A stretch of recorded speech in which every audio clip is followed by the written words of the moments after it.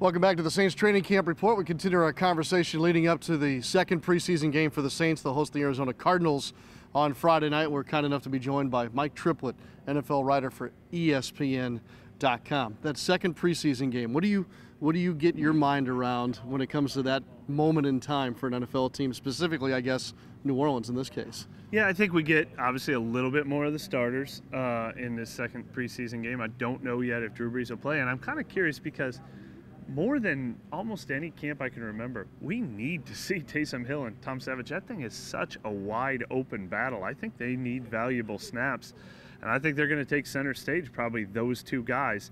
The rest of it, you want to see a little polish work for the starters. We were just talking to Marshawn Lattimore today about where he is and everything.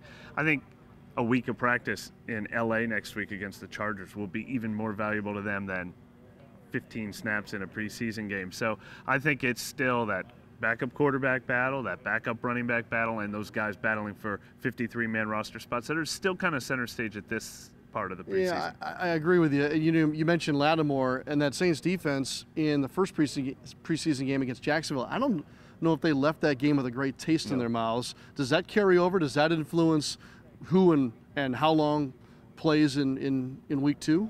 Maybe it does. I mean, you also were without a few players, including Cam Jordan and Marcus Davenport and Alex Okafor on the end. So you know that is not exactly what you're going to look like in week one. So I think it's so individualized at this point. I think if there's a couple players that just look like they're too far off the page, those guys might play into the second or third quarter. But I don't think they say this first string defense needs to force a turnover before we'll let them leave the field. Yeah. Was there a guy in the first preseason game, Mike, that left an impression upon you that you kind of want to see more? Yeah.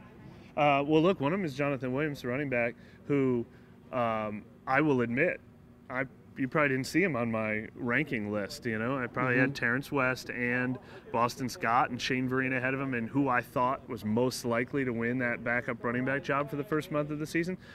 Looked really good in the preseason game, and then came back and got more valuable reps in practice after that with the first and second string, and has continued to have a great week of practice. I think that guy is surging. He's definitely, all of a sudden, I almost think he's the front runner for that job. And then all these defensive tackles, I think that is particularly a position where there's an opening. I think behind Tyler Davison, one more defensive tackle. I think an undrafted rookie could make this team at that spot. And the funny thing was 3 or 4 of them stood up and said, hey, I want it to be me in that game. So if a Taylor Stallworth or a Devereaux Lawrence, or certainly veteran Jay Bromley or Woodrow Hamilton, there's an opening there.